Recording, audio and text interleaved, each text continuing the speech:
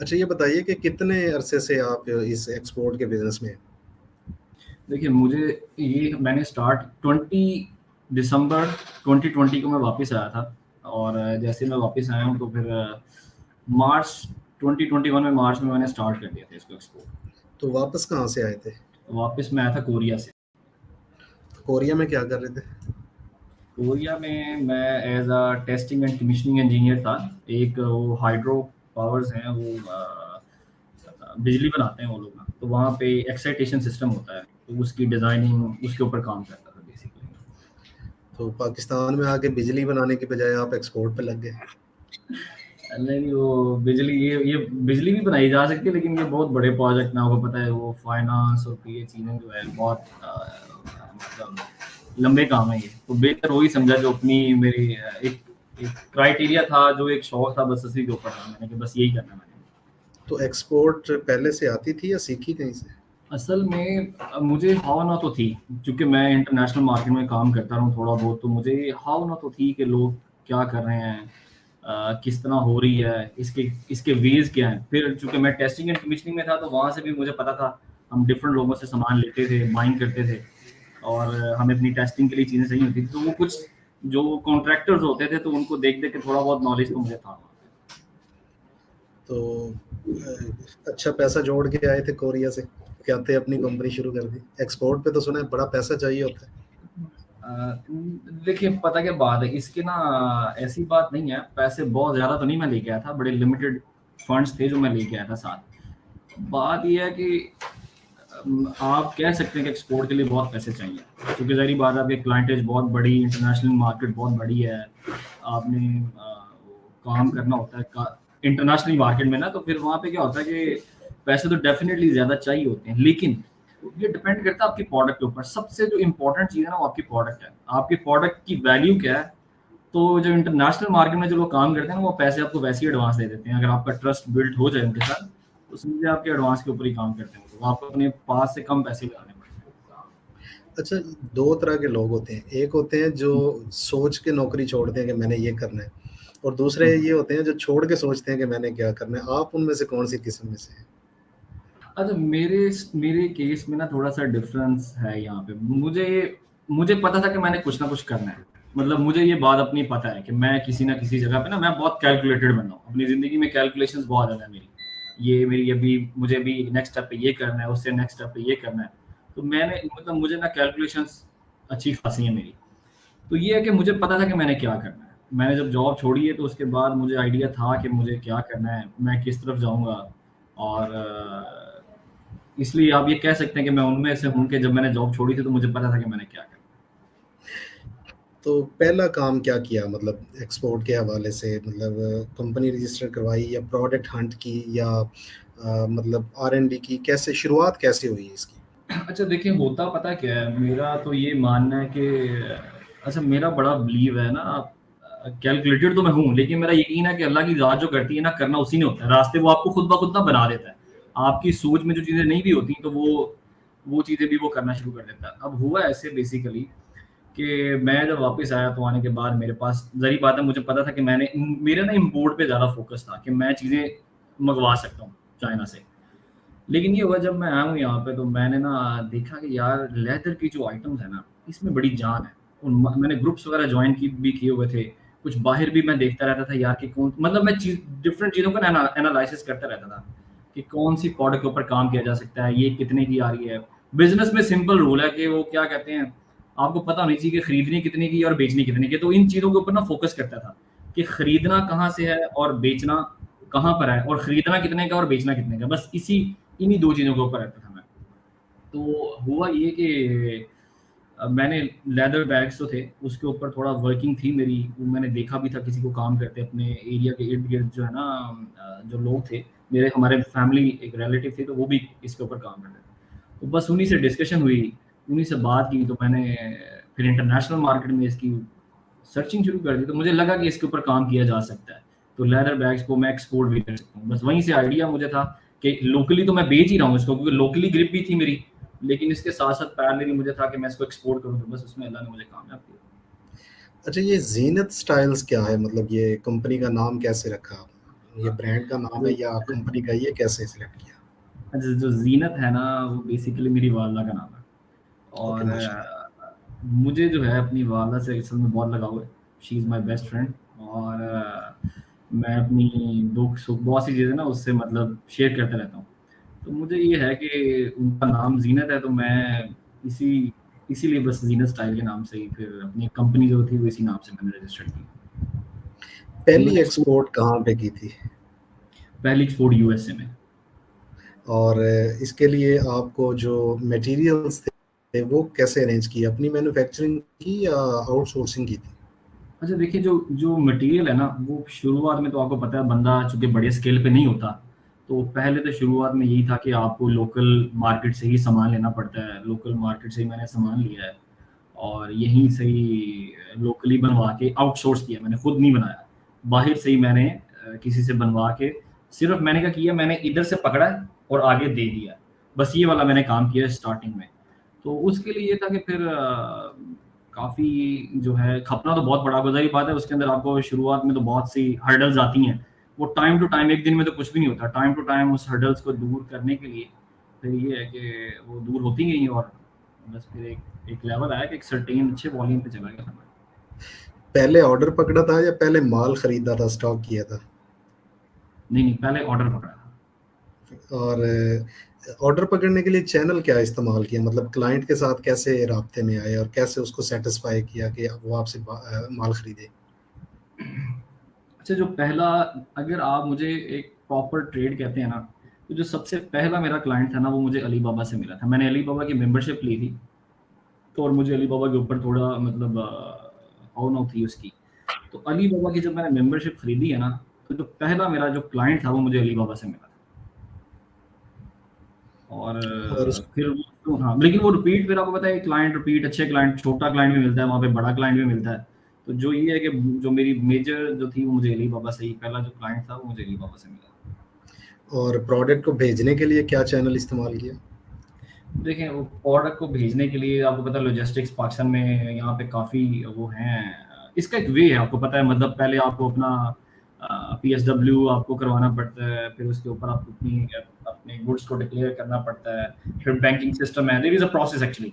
यहाँ पे पूरा एक प्रोसेस है जिसको आपको फॉलो करना पड़ता है और वो उस प्रोसेस के तहत फिर आप प्रोडक्ट को एक्सपोर्ट करते हैं। बिल्कुल ऐसे ही है। हाँ, वो मतलब ऐसे नहीं है कि खाली मैंने आया और मैंने किसी को दे दिया। इसमें पूरा एक एफबीआर का चैनल है, फिर आपका एक एक वो होता है, आप इसे कह लें कि एक सिस्टम है, आपको अपनी डिक्लेयर्स करनी पड़ती है, फिर आपको फंड्स लेकर आना, पेमेंट्स के मोड्स हैं कि आप किस मोड पे काम कर रहे हैं, वो सारी चीज़ें, मतलब इसमें फिर टेक्निकली कुछ चीज़ें आ जाती हैं अंदर। ये सारी चीज़ें डिस्कस होने वाली हैं इस वीडियो में। नहीं, नहीं, श्योर, वो मसला नहीं है, उसको हम देख लेते हैं, जितनी भी इंशाल्लाह हुई वो ज़रूर शेयर पहली करेंगे। कमाई जो होती है बिज़नेस के अंदर, वो बड़ी अहमियत रखती है और बड़ी खुशी होती है। तो आपकी फीलिंग्स क्या थी जब पहली आपने पैसा जो है वो विथड्रॉ करवाया? अच्छा, मेरी जो पहली कमाई है ना वो एक्सपोर्ट से रिलेटेड नहीं थी। मेरी जो पहली कमाई है ना वो इम्पोर्ट से रिलेटेड थी। अच्छा, गुड। मुझे एक दोस्त ने कहा कि मुझे B39 एक हेडफ़ोन चाहिए, B39 होता है। तो मैं चूँकि नया-नया आया था बाहर से, तो मुझे था कोई बात नहीं, मैं मँगवा दूँगा। वो मैंने 500 हेडफ़ोन उसको मँगवा के दिया था। तो हुआ ये कि अनफॉर्चुनेटली जब वो यहाँ पे आया तो उसने कहा जी मैंने नहीं खरीदना। ये मैं समझता हूँ बड़ी गुड लक है मेरे लिए। उसने मुझे कहा क्वालिटी में इश्यूज़ हैं, ये वो हैं। लेकिन वो मेरे लिए, मुझे लगता है मेरे लिए गुड लक है। तो मैंने इसको सोचा कि मैं करूँ क्या? मैं किसी को जानता नहीं हूँ, किसी के पास जाता नहीं हूँ। मेरी इतनी वो नहीं है, फ्रेंड्स गैदरिंग नहीं है मेरी इतनी। तो अब मैं क्या करूँ? इसने मुझसे 10 लाख रुपए की मँगवा तो ली हैं अभी ये। तो ये अब मैं आगे क्या करूँगा? तो वो बहरहाल ये फिर अल्लाह ताला की, आपको पता है, इसके सोर्सेज़ बनाता है। फिर मुझे वो दराज़ का ख़्याल आ गया, दराज़ पे एक अकाउंट बना लिया। वो दराज़ पे अकाउंट बनाया, वो उस वक़्त ये 2020 की बात है, उधर B39 किसी ने लिस्ट भी नहीं किया हुआ था इसको। वो बस करके और वहाँ से वो 500 पीस जो है वो 2-3 महीने में मैंने ख़त्म कर दिए। बस वहीं से जो है ये मेरी पहली कमाई बेसिकली वो थी। है तो वो डॉज ही था किसी का, लेकिन ये था कि मतलब ठीक था अल्हम्दुलिल्लाह। फिर उससे मुझे अर्निंग मैंने उससे अच्छी कर ली। जो मेरी एक्सपेक्टेशन थी ना कि मुझे इतने पैसे इसमें से चाहिए, वो मैंने उतने से उतने कमा लिए थे। अच्छा, मेरे पास बहुत सारे ऐसे लोग आते हैं जो कहते हैं कि जी हम फलां मैन्युफैक्चरिंग का बिज़नेस शुरू करना चाहते हैं, और जब मैं पूछता हूँ कि बेचोगे कहाँ पे या कैसे? तो वो हुँ। कहते हैं जी वो हमारा कज़न है, वो हमारा दोस्त है, वो डिस्ट्रीब्यूटर है, वो होलसेलर है, वो सेल्समैन है, वो बेच देगा। तो मैं उन्हें अक्सर कहता हूँ वो बेच नहीं देगा, वो आपको मरवा देगा। वो आपको अभी तो कह रहा है कि मैं बेच दूँगा, बाद में वो बेचेगा नहीं। और यकीन करें 90% केसेज़ के अंदर ऐसा ही होता है। मैं 1 महीने में अप्रॉक्सिमेटली 1000 लोगों को मिलता हूँ और सबकी कहानियाँ मिलती-जुलती हैं। बिल्कुल आपकी तरह कि मँगवा लिया चीज़ या बनवा ली चीज़ और बाद में कहा मैं नहीं करता। लेकिन इसमें भी अपॉर्च्युनिटीज़ होती हैं जैसे आपने बताया। तो अभी ये बताइए कि 2020 में आपने माशाल्लाह स्टार्ट किया, 2023 जून में हम इस वक़्त बात कर रहे हैं। तो क्या आप अपने इस बिज़नेस से सैटिस्फाई हैं? देखिए अल्हम्दुलिल्लाह मैं बहुत सैटिस्फाइड हूँ। मैंने अगर इस छोटे से टेन्योर की बात करूँ ना, तो इस छोटे से टेन्योर में मैं अगर आपको अपनी अचीवमेंट्स बताऊँ ना, तो ये बहुत ज़्यादा हैं, माशाल्लाह। अब बात ये है कि हर बंदे की अपनी-अपनी सैटिस्फैक्शंस होती है। मतलब मैं अगर कहूँ कि मैं सैटिस्फाइड हूँ, तो मैं तक सर्टेन लेवल तक नहीं चला जाऊँगा ना, तो मेरी सैटिस्फैक्शन उतनी देर तक होगी नहीं। वो मैंने अपने माइंड के अंदर कैलकुलेट की हुई है। लेकिन अगर आप मेरे मुकाबले में बाकी लोगों को कंपेयर करें या मैं देखता हूँ, हालाँकि मैंने कभी किया नहीं है, लेकिन अगर वो कंपेयर किया जाए तो येस अल्हम्दुलिल्लाह अल्लाह ताला का शुक्र है, हर हर कंडीशन में उसका शुक्र अदा करते हैं। बट जो एक सर्टेन मैंने वॉल्यूम अचीव करना है ना, उसके ऊपर मैं अभी भी गामज़न हूँ और उसके लिए मैं एफर्ट्स भी कर रहा हूँ। मतलब वो एफर्ट्स भी हम इंशाल्लाह वो मैं बताऊँगा कि किस तरह हम उस एफर्ट को कैसे कर रहे हैं और क्या चैनल्स यूज़ किए हैं, किस तरह उसको लेके जा रहा हूँ आगे। आप भी उससे इत्तेफ़ाक करेंगे, मैं आप थोड़ा मतलब इसके बाद आप सब वो भी मैं शेयर करूँ। अच्छा ये बताइए कि पाकिस्तान में एक्सपोर्ट के हवाले से जो कवानीन हैं, वो कैसे हैं और क्या वो बिज़नेस को प्रमोट करने में हेल्प करते हैं? अच्छा यहाँ पे ना चीज़ें ऐसे हैं ना शायद भाई कि कुछ चीज़ें तो पॉज़िटिव साइन्स भी हैं और कुछ नेगेटिव भी हैं, ठीक है? पाकिस्तान में जो कवानीन है, सिवाय इसके कि डॉलर्स की वैल्यू आपको कम मिलती है, इसके अलावा कोई दुःख नहीं है आपको, ठीक है ना? आपने एग्ज़ाम्पल वो पेमेंट भेजी है, आपको डॉलर आ रहा है, वो डॉलर आपको उस वैल्यू पे नहीं मिल रहा जिस वैल्यू पे आप ट्रेड कर रहे हैं, तो आपको फिर आपका दिल टूटता है इसमें बेसिकली। आप कहते हैं यार हम इतने पैसे डिडक्ट हो रहे हैं, तो ये कहीं भी नहीं होता, दुनिया दुनिया के किसी कोने में भी ऐसा नहीं होता, ठीक है? आप जहाँ मर्ज़ी चले जाएँ, आप चाइना को उठा लें, रशिया को उठा लें, ठीक है? फिर और भी काफ़ी जगह पे चले जाएँ, तो आपको ये इश्यूज़ आते हैं। फिर कुछ और पाबंदियाँ हैं, जैसे अमेरिका की पाबंदी है आपके ऊपर रशिया के साथ, आप रशिया से ट्रेड नहीं कर सकते, रशिया से आपकी पेमेंट्स नहीं आ सकती। स्ट्रेट वे आप अपने बैंक को जाके कहते हैं, भाई ये मेरा क्लाइंट मुझे पैसे भेजना चाह रहा है, मैंने रशिया के साथ काम करना है, ठीक है? तो रशिया के साथ आप रशिया से आप पेमेंट नहीं मंगवा सकते। तो ऐसी हर्डल्स बहुत सी हैं जो आती हैं, लेकिन एट द एंड आपने बात है कि हर्डल से तो निकलना ही है, आपने एट द एंड तो आपने काम ही करना है। तो वेस्ट तो बंदा निकालता है फिर और फिर ये है कि फिर आपको मिडल चैनल्स यूज़ करने पड़ते हैं, आपको दुबई यूज़ करना पड़ता है, आपको चाइना यूज़ करना पड़ता है। मिडल वेज़ तो उसके हैं, लेकिन बात ये है कि अगर ये गवर्नमेंट की जो सख्ती है, अगर इसकी पॉलिसीज़ में थोड़ा नरमी की जाए, तो ज़ाहिर बात है इसमें कोई कुछ कर नहीं सकता मेरे ख़्याल से। तो ये एक ऐसी पॉलिसीज़ है जिसको सिर्फ़ फ़ॉलो ही करना पड़ता है आपको। अच्छा ये बताइए कि पाकिस्तान में इस वक़्त सबसे ज़्यादा मुनाफ़ा बख्श एक्सपोर्ट के जो शोबा-जात हैं, वो कौन-कौन से हैं? नया बंदा अगर किस्मत आज़माई करना चाहे, तो किन फ़ील्ड्स के हुँ। अंदर आप समझते हैं कि यार इसमें आ जाना चाहिए? अ, देखें शायद भाई मैं आपको एक बात बताऊँ। पहले ना ये बात ये कि हमारी जो डिस्कशन है ना, मेरा ये मानना है कि इसके ऊपर अगर कोई हमें इस डिस्कशन से कोई फ़ायदा उठाना चाहता है, तो पहले ये अंडरस्टैंड करना बड़ा ज़रूरी है। उसको ये समझना ज़रूरी है कि वो करना उसके अंदर है क्या? वो क्या कर सकता है? मतलब ये नहीं है कि अवैस ने आज एक बैग का काम शुरू किया, लेदर का काम शुरू किया, तो उसने भी लेदर का शुरू कर देना है। अपैरल्स पाकिस्तान में टॉप में है जी, 12 बिलियंस की अपैरल्स आ रही हैं, एक्सपोर्ट हो रही हैं। तो जी बाकी सब भी अपैरल्स के पीछे आ गए जी, 8 टू 9 बिलियंस का अपैरल्स का काम हो रहा है। तो मेरा मानना है कि इस तरह नहीं होना चाहिए, पहली तो बात ये है।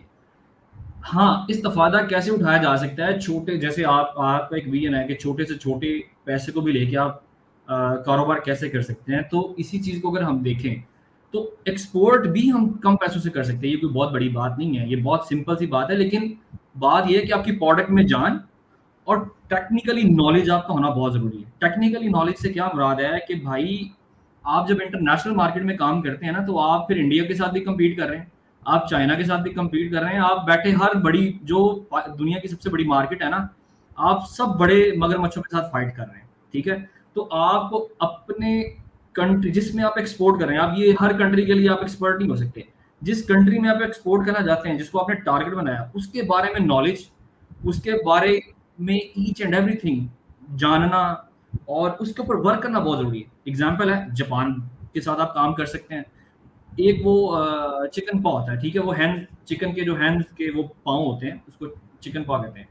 अब वो इस कदर एक्सपोर्ट होता है, इस कदर एक्सपोर्ट होता है कि आप इमेजिन कर सकते हैं कि इमेजिन नहीं कर सकते, इतना एक्सपोर्ट है उसकी। अब अच्छा, अब पाकिस्तान में वो बनता है, पाकिस्तान में वो निकलता भी बहुत ज़्यादा है, उसके अंदर कुछ है चीज़ें कि आपने ये कुछ करना है। मतलब क्या से कहते हैं, फ्रोज़न है, उसको फ्रोज़न एक रखना है, एक डिग्री तक आपने उसको रखना है। अच्छा, हर कंट्री में उसका अलग-अलग सिनेरियो है, जापान में उसका अलग है। आप हम चाइना को पूरा नहीं कर सकते, इतनी एक्सपोर्ट है उसकी कि हम चाइना को पूरा नहीं कर सकते, ठीक है? अब ये है कि ये डिपेंड करता है कि आप क्या काम कर रहे हैं और किस कंट्री में कर रहे हैं, उस कंट्री के ऊपर आप अपनी स्टडी करें। और छोटे से छोटा बंदा भी काम कर सकता है। पाकिस्तान में बेतहाशा आइटम्स हैं, जिनके ऊपर काम किया जा सकता है। अगर आप पूछते हैं कि बहुत मुनाफा बख्श काम है, तो पेरोल्स तो है ही है, लेकिन अब कौन इतनी बड़ी इंडस्ट्री लगाएगा? कोई भी नहीं लगा सकता। तो आप छोटे-छोटे काम कर सकते हैं ना, छोटा कस्टमर भी बैठा होगा। तो ये बताइए कि पाकिस्तान में कुछ ऐसे शोबे भी हैं जिसके अंदर हुकूमत सब्सिडी देती हो या मुराद देती हो या जिसके ऊपर टैक्सेस छूट दी हो कि इन चीज़ों की अगर आप एक्सपोर्ट करेंगे तो गवर्नमेंट की तरफ से आपको सहूलियात मिलेगी? देखें, बात ये है कि मैं ये बड़े हार्श हो जाएगा, ये एक लॉलीपॉप है जो आप खाते रहें, ठीक है। बात ये है कि एक्सपोर्ट के ऊपर पहली बात है कि गवर्नमेंट टैक्सेस लगाती है, रिबेट मिलती है, आपको 1% रिबेट मिलती है, जो कि ना होने के बराबर है, ठीक है। और अगर सच पूछें तो लोग अपना डॉलर बाहर रोक देते हैं, मतलब एक्सपोर्ट के लिए भी मिस डिक्लेरेशन कर देते हैं लोग। और जो बड़े बड़े जॉइंट्स हैं, वो सब ये इसी तरह ही काम करते हैं, ठीक है। वो अपनी अपनी अमाउंट्स को बाहर ही स्टॉक कर देते हैं। अब ये है कि अगर आप कहते हैं कि सब्सिडी, तो गवर्नमेंट की तरफ से सब्सिडी सिर्फ नाम की है, कमाना आपने वही है जो आपने अपने क्लाइंट से कमाना है, बाकी सब कुछ ये सुहाने ख्वाब ही है। सुना है कि कस्टम बहुत तंग करता है, तो क्या ये सिर्फ इंपोर्ट के बारे में मशहूर है या एक्सपोर्ट में भी ऐसा ही है? अच्छा, एक्सपोर्ट में थोड़ा कदरे कम है, क्योंकि आप लीगल एंटिटीज़ के ऊपर काम करते हैं, तो तंग तो वहाँ पे भी होते हैं, ठीक है ना। लेकिन ये है कि जो इंपोर्ट है, उसके ऊपर ज़रा आपको पता है, ज़रा ज़्यादा स्ट्रिक्टनेस है, सख्ती ज़्यादा है। लेकिन एक्सपोर्ट के ऊपर इतनी ज़्यादा नहीं है, मतलब आप कह सकते हैं कि 5-10% तो हर्डल्स उस पे भी आती है। अब उसकी कंपटीशन एग्जांपल के मैं देता हूँ, एग्जांपल मैं देता हूँ ऐसे कि अब लॉ है कि आपने 1.5 महीने के अंदर-अंदर अपनी पेमेंट आपने वापस लेके आनी है। वापस लेनी है। इस मतलब आपने जो एक्सपोर्ट किया है सामान, उसकी जो वैल्यू है, मतलब जो आपकी गुड्स हैं, वो आपको उसकी जो वैल्यू बनती है, वो आपको 1.5 महीने के अंदर-अंदर आपको पेमेंट पाकिस्तान में आनी चाहिए। ओके। ये सबसे पहली स्ट्रिक्टनेस है। इसको थोड़ा लूज़ करना चाहिए, क्योंकि क्लाइंट्स ऐसे भी होते हैं कि आप उनके साथ अच्छे रिलेशनशिप हैं। 3 माह भी लग सकते हैं, 6 माह भी लग सकते हैं, 4 माह भी लग सकते हैं। तो बड़ा काम करने के लिए आपको थोड़ा अपने क्लाइंट्स को थोड़ा रिलैक्सेशन देना पड़ता है। अगर वो हमें एडवांस पैसे भेज रहे हैं, एग्ज़ाम्पल वो हमें $20,000 भेजता है और मैं सिर्फ़ $5,000 या $10,000 का मैं उसके साथ क्रेडिट करता हूँ, तो थोड़ा टाइम भी तो मिलना चाहिए ना इस पे। ये बताइए कि कंपटीशन के इस दौर के अंदर क्लाइंट्स को कैसे ढूँढा जाता है? मतलब कि जिनके एक्सपीरियंसेस हैं या जिनके बिज़नेसेस एस्टेब्लिश हैं, वो तो बड़े आराम से कह सकते हैं कि शायद भी ये तो कोई मुश्किल नहीं है, ये आसान है।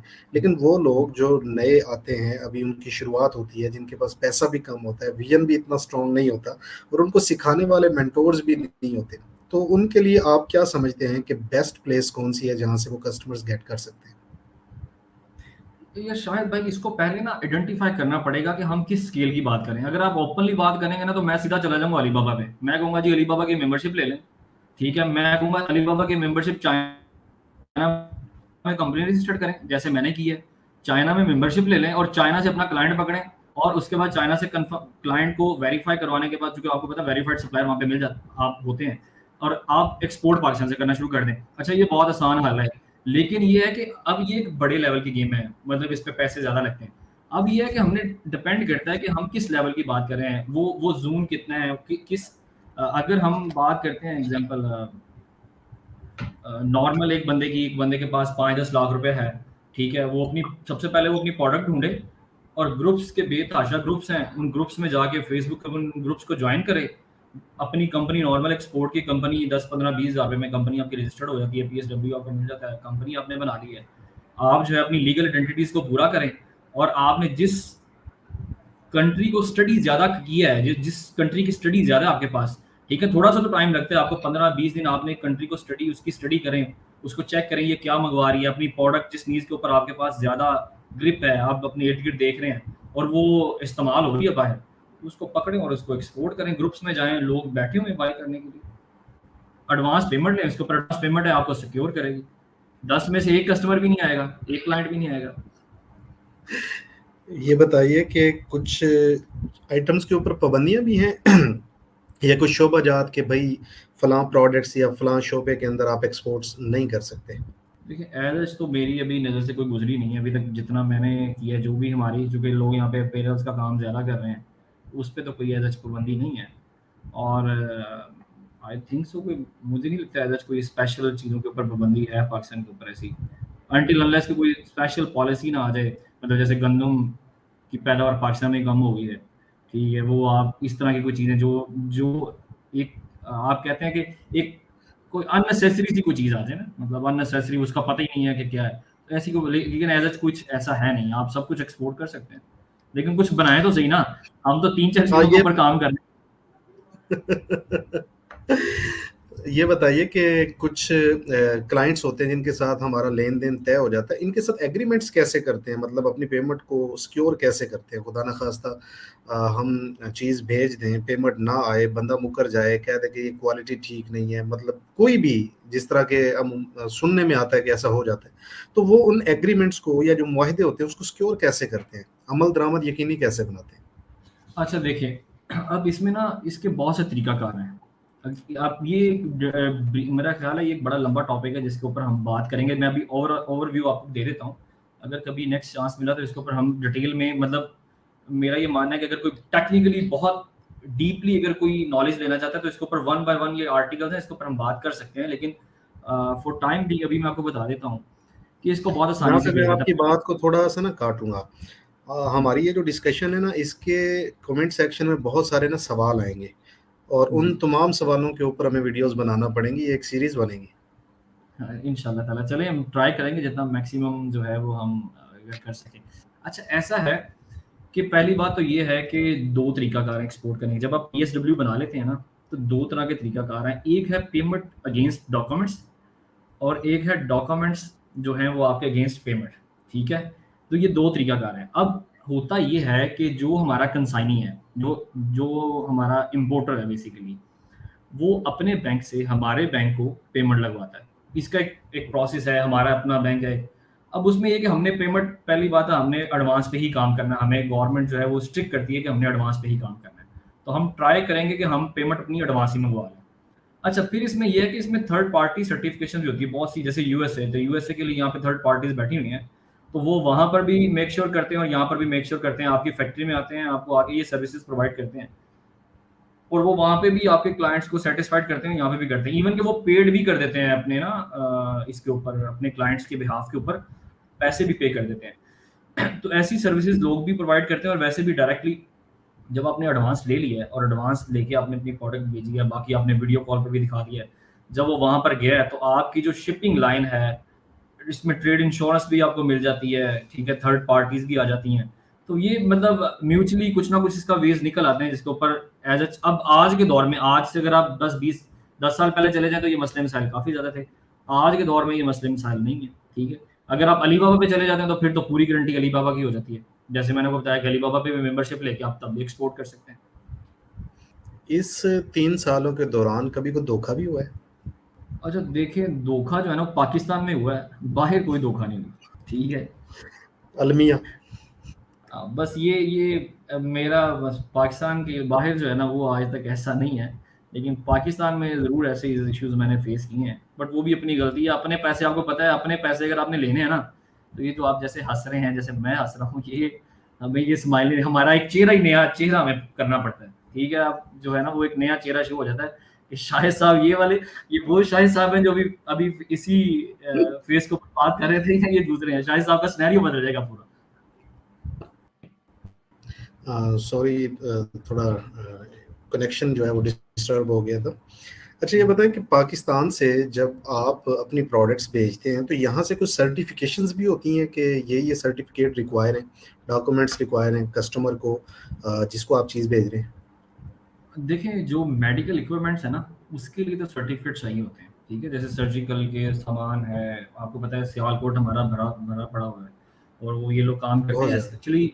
हाँ, तो उसमें कुछ इंटरनेशनली अगर आप अमेरिका के साथ काम कर रहे हैं, तो आप उनका वहीं पे ही एक वो बना हुआ है, एक अदारा है, तो वहीं से आपको सर्टिफिकेट चाहिए होते हैं अगर आप मेडिकल इक्विपमेंट्स ले जाते हैं। लेकिन एज सच अगर आप लेदर में जाते हैं, तो लेदर में भी ये है कि लेदर की प्योरीफिकेशन के लिए एक सर्टिफिकेट मिलती है कि ये प्योर लेदर है। तो आप अपनी ऑथेंटिसिटी के लिए आपका क्लाइंट सेटिस्फाइड रहे, एज इट ज़रूरी तो नहीं है, लेकिन आपका क्लाइंट सेटिस्फाइड रहे, तो आप वो साथ लगा देते हैं। लेकिन ये ज़रूरी नहीं है, मेडिकल में ये ज़रूरी है। आप अनटिल अनलेस आप एक्सपोर्ट नहीं कर सकते जब तक आपके पास वो सर्टिफिकेशंस ना हो। आप सिर्फ एक्सपोर्ट करते हैं या पाकिस्तान में भी भेजते हैं? नहीं, मैं पाकिस्तान में भेजता हूँ। पाकिस्तान के बहुत बड़े नाम हैं जिनको मैं सेल आउट करता हूँ, लेडीज़ हैंडबैग। ब्रांडिंग करके देते हैं उनको? मैं बिल्कुल ब्रांडिंग करके देता हूँ। ओके, तो उसके लिए आप चैनल क्या इस्तेमाल करते हैं मतलब पाकिस्तान में सेल करने के लिए? असल में क्या कहते हैं, शायद भाई मैं आपको सच बात बताऊँ, मेरी कंजप्शन इतनी ज़्यादा है, मुझे आज तक कभी ज़रूरत ही नहीं पड़ी क्लाइंटेज बढ़ाने की। आपको एक मज़े की बात बताऊँ, मतलब मैंने अपनी फैक्ट्री को अगर डेली बेसिस पे 200 पीसेस की प्रोडक्शन लगाई है ना, तो मेरे पास ऑर्डर होता है 500 पीसेस का डेली का। मैंने उसको 400 किया तो मेरे पास शॉर्टेज ऑर्डर है। होता है 800 का पर डे का। मतलब मुझे कभी मार्केटिंग की यकीन करेंगे कि मुझे ज़रूरत पड़ी ही नहीं है। मतलब मैं अपने फील्ड से बाहर ही नहीं निकला। मुझे ये होता है कि मैंने अपने क्लाइंट्स को पूरा कैसे करना है, ठीक है? अब अगर आप केयरफोर पे चले जाएँ, मतलब ये एक बड़ा ब्रांड है पाकिस्तान का, ये दुबई का ब्रांड है। तो आप चले जाएँगे वहाँ पे आपको ज़ीनत स्टाइल के बैग्स मिलेंगे। तो मैं उनके साथ ही लड़ाइयाँ चल रही होती हैं कि आपने पीओ आपके 4 मिलियन के पीओ डिलीट हो गए जी, आपके 10 मिलियन के पीओ डिलीट हो गए हैं। तो बात है, मैं तो अपने क्लाइंट्स को पूरा यहीं पे नहीं कर पाता। अच्छा, दूसरा ये है कि मैं पाकिस्तान से थोड़ा इसलिए भी वो करता हूँ, कम करता हूँ कि अब इंटरनेशनली चूँकि क्लाइंट्स बहुत ज़्यादा बढ़ गए हैं, तो अब ये होता है कि उन्हीं के ऊपर ज़्यादा वर्क किया जाए। और आपको पता है डॉलर्स का जो है वो नशा एक अलग तरह का है पीकेआर की निस्बत। तो वो ये है कि वहाँ कोशिश ये होती है कि ज़्यादा एक्सपोर्ट किया जाए, ज़्यादा जो है वो डॉलर्स में काम किया जाए। तो आपकी वेबसाइट भी है, हमारी बताना चाहेंगे? जी, जी, ये zenithstyles.pk है। ये स्क्रीन के ऊपर नज़र आ रहा है, आप इसको देख सकते हैं। और ये बताइए, आपके फेसबुक पेजेस और यूट्यूब चैनल्स भी हैं? मेरे जो है ना फेसबुक के पेजेस हैं, लेकिन यूट्यूब का चैनल जो है ना वो जीनत स्टाइल का नहीं है, वो दूसरी कंपनी है ना, इसका जो टेक्नोलॉजी वाला है उसके हैं। लेकिन ये कि जीनत स्टाइल का कोई यूट्यूब चैनल नहीं है, इसके पेजेस वगैरह चलें, हैं। ये दोनों आप मुझे व्हाट्सएप कर देंगे, मैं इसको स्क्रीन पे डाल दूंगा, दोनों को, पेजेस को भी मैं और वो उसको भी। और कोई टेलीफोन मैं नंबर देना चाहेंगे, अगर कोई रब्ता करना चाहे तो आपकी कंपनी से रब्ता कैसे हो सकता है? चलें, वो भी मैं आपसे शेयर कर देता हूँ। अच्छा, पाकिस्तान में दो बड़े मसाइल जो हैं वो हर मैन्युफैक्चरर जो है वो फेस करता है, आपने भी किए होंगे, उनसे कैसे निपटा आपने? नंबर वन, लेबर प्रॉब्लम्स, कि स्किल्ड लेबर नहीं मिलती, और मिलती है तो बड़ा तंग करती है, और बिलखसूस सियालकोट के अंदर तो बहुत प्रॉब्लम है। और दूसरा क्वालिटी, कि क्वालिटी को कैसे कंट्रोल किया आपने, कि इसको एक्सपोर्ट क्वालिटी बनाया कैसे? अच्छा, मैं ना आपको इसके बारे में ना थोड़ा-सा मतलब बताता हूँ अपनी प्रोडक्ट के बारे में, और फिर मैं आपको ये दोनों आपके क्वेश्चन्स का, इससे बड़ा जो मसला है ना, वैसे मैं आपको बता दूँ ये तो अपने मसले हैं। इससे बड़ा मसला जो है वो रॉ मटेरियल का यहाँ पर आना, वो बहुत बड़ी डिस्कशन है। उसको मैं चैम्बर में भी हाइलाइट करने की पूरी कोशिश कर रहा हूँ।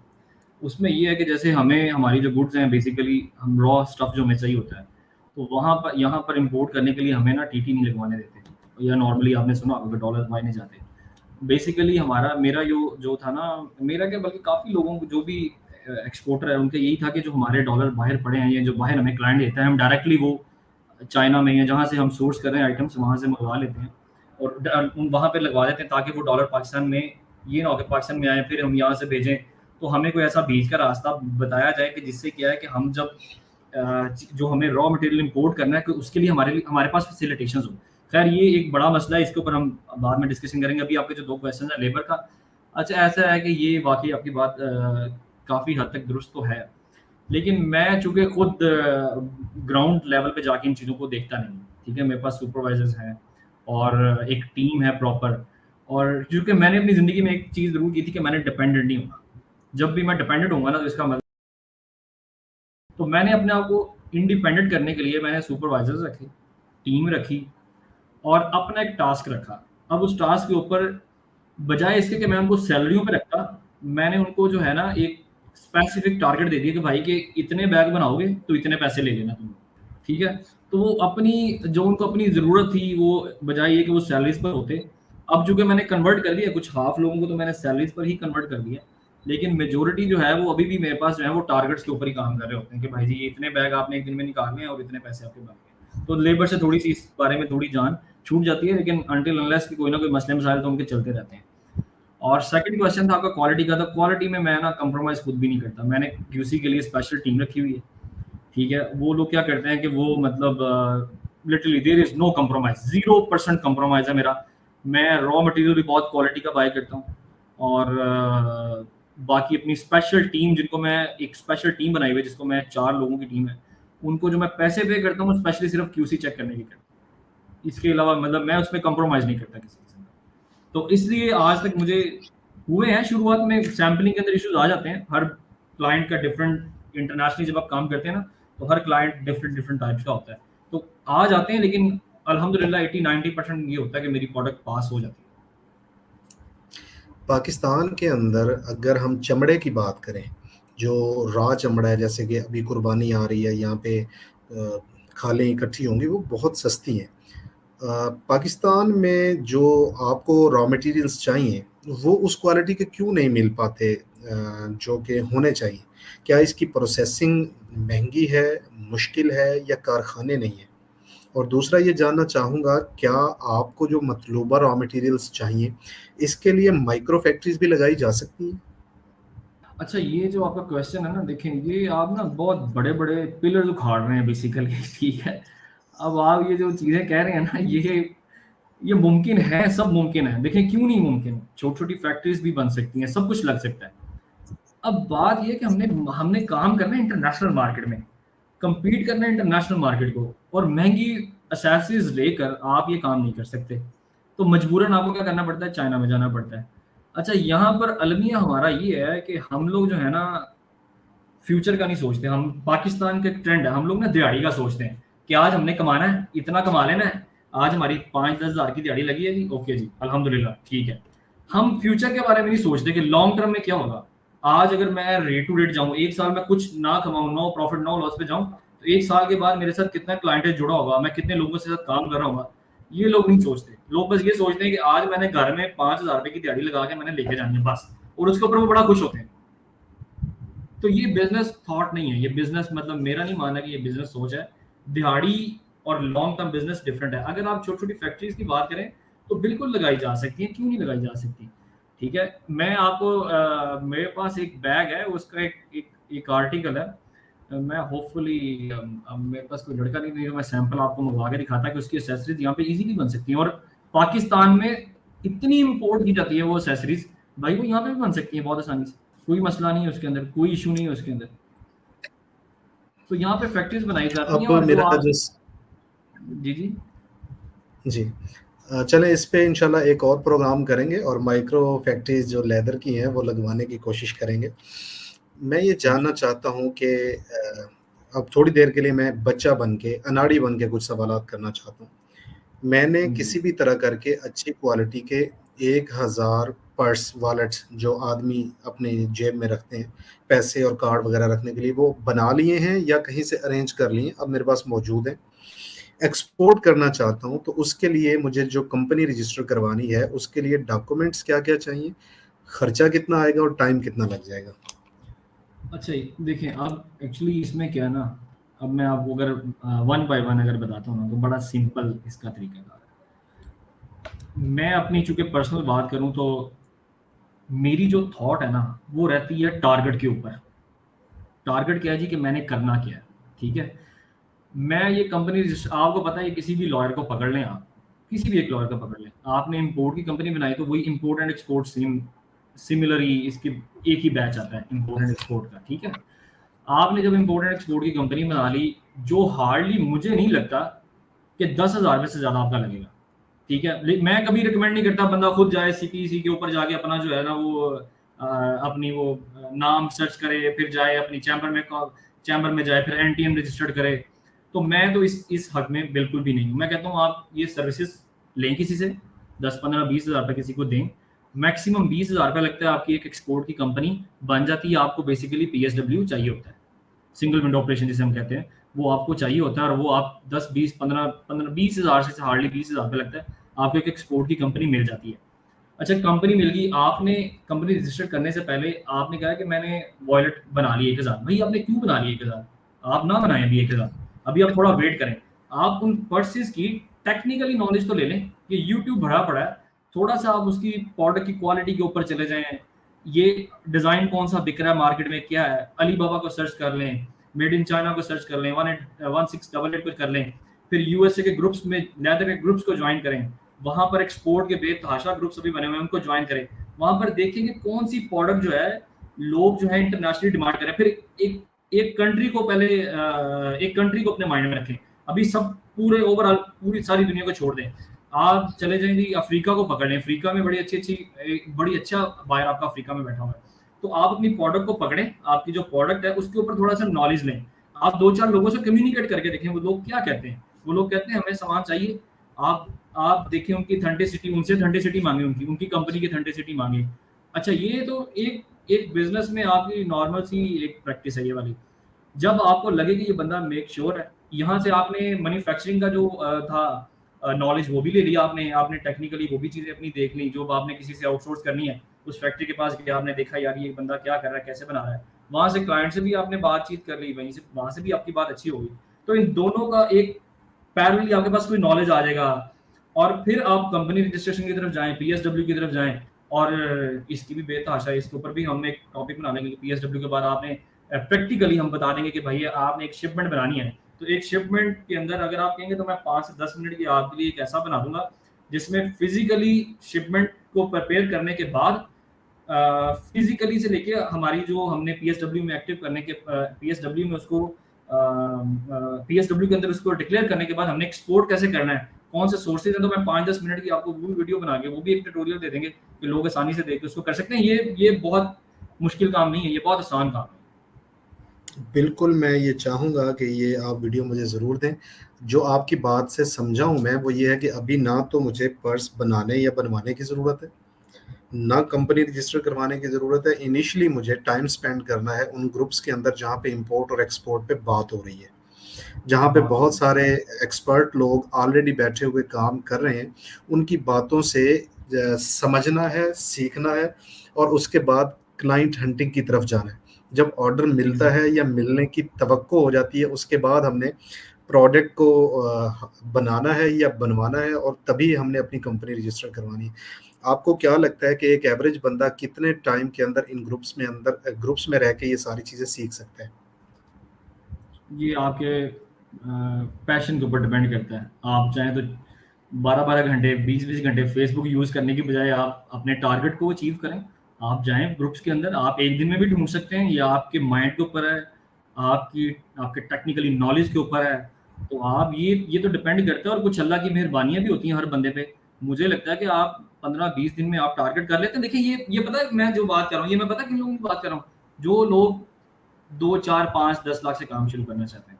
अगर किसी के पास हैंडसम कैपिटल है, तो मैं तो डायरेक्टली रिकमेंडेड करूँगा कि अली बाबा के ऊपर चले जाएँ। कुछ सोचे समझे कुछ भी किए बगैर, भई जाएँ अली बाबा के ऊपर। और अगर कुछ लोग जो हैं वो कर सकते हैं, मतलब अफ़ोर्ड कर सकते हैं इसको, चाइना में कंपनी बना के वहाँ पे अली बाबा की मेंबरशिप, तो इससे तो अच्छी और चीज़ कोई नहीं है। पाकिस्तान के लिए भी बेहतर है वो, पाकिस्तान के हक़ के लिए भी बेहतर है, और आपकी क्लाइंटेज भी बहुत ज़्यादा बढ़ जाती है वहाँ पे। आपसे बात करके बड़ा अच्छा लगा, और उम्मीद करता हूँ कि ये देखने और सुनने वालों के लिए काफ़ी हेल्पफुल होगी।